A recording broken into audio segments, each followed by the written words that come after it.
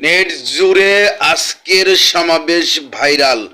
জামাতে ইসলামের এক সমাবেশে এক মহিলা নারী বক্তব্য দেওয়ার কারণে নেট জুড়ে কিন্তু ভাইরাল। ইসলামিক দল এর জন্য পর্দা খেলাপ করবে এমনটা কিন্তু নয়। আসলে কেন এত ভাইরাল কেন?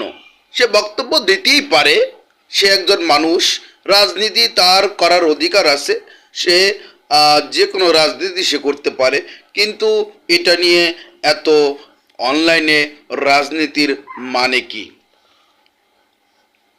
অবশ্যই কিন্তু আপনারা কমেন্টে জানাবেন যে এমনটা করা আসলেই জামাত ইসলামের উচিত হয়েছে কি না।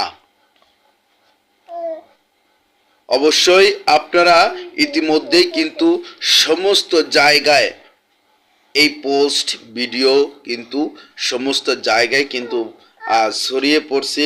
আসলে বর্তমান প্রেক্ষাপটে আগে যা করছে বর্তমান প্রেক্ষাপটে এটা আসলে করা উচিত কিনা।